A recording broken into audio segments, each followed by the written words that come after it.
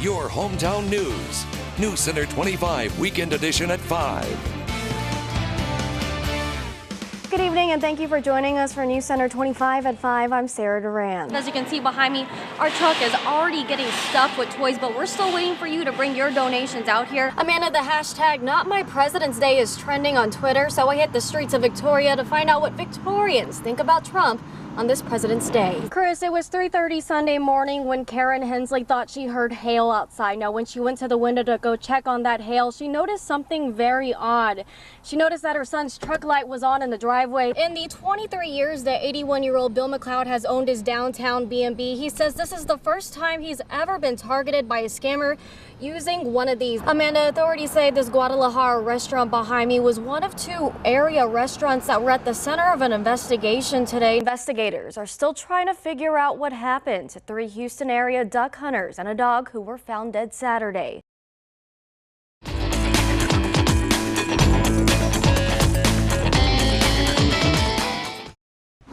People don't stop either. Tanya Asbury knows the speeders who zoom past her house by heart. And I know people are probably thinking, that woman again? It's a labor of love. Come on, boys. Done for the loves of her life. All right, there's the bus. But it's the cars that rush by her children's school bus, whom she has those special feelings for. It makes you angry. I mean, what can you do to stop it?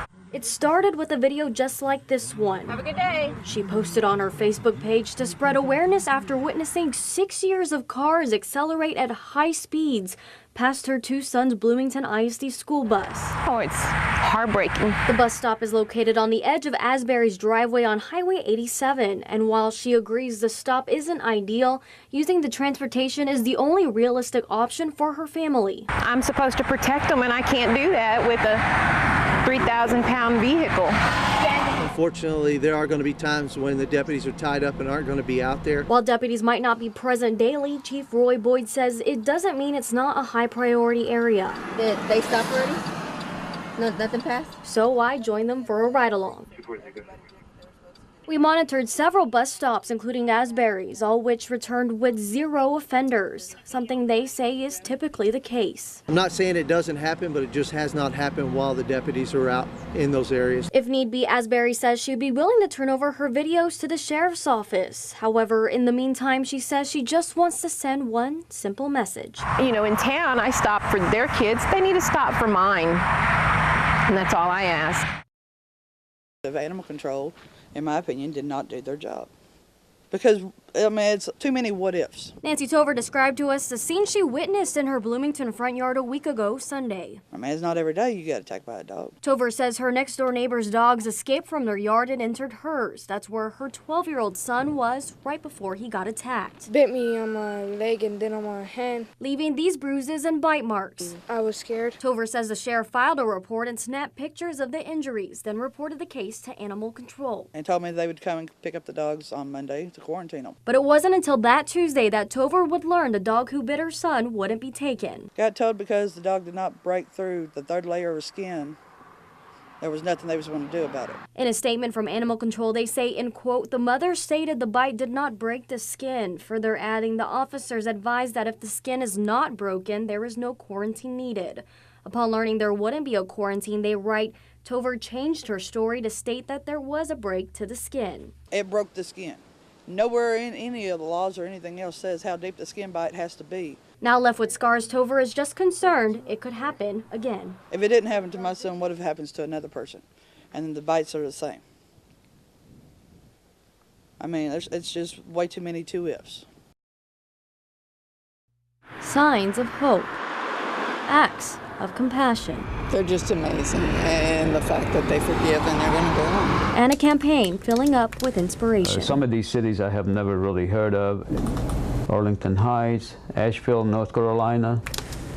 It is really just amazing the amount of support. Pouring in online through GoFundMe. This one is actually a new comment. Omar Rashid's campaign climbing each time he clicks the mouse. The campaign started Saturday, just hours after the Victoria Islamic Center nearly burned down. On Monday, Rashid's account welcoming more than 19,000 donors and collecting $900,000. We believe that the construction is probably going to cost every bit of that and probably close to about $1 million. All to rebuild a new home for the 150-member congregation. It's very important for us to have a presence. It's very important for us to have an identity and, a place of worship that kind of gives you a sense of belonging. And it's that feeling of belonging. We stand with you from friends in Massachusetts. Received from all over. I'm sorry. I hope this helps. I support you. That will piece this mosque back together. It restores our hope, and it also restores our sense of belonging.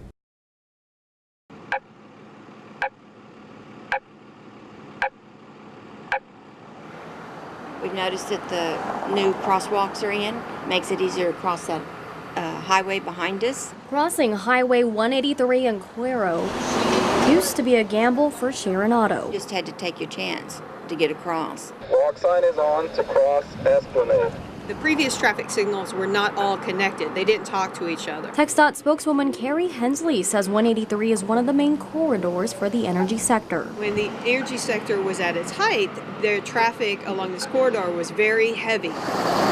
It's not that easy to cross. In December, traffic engineers gifted the busy highway mobility for both travelers and pedestrians by upgrading 5 traffic signals along Esplanade from Morgan to Roos Boulevard.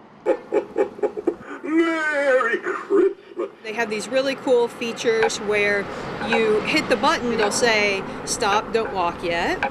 And then when it's time, it'll tell you to walk. A standard featured by the ADA when upgrading traffic lights. A pricey gift paid by the state through the Yoakum District of TxDOT, but a gift that's no longer a gamble for Sharon. It'll help them get across the street a little easier.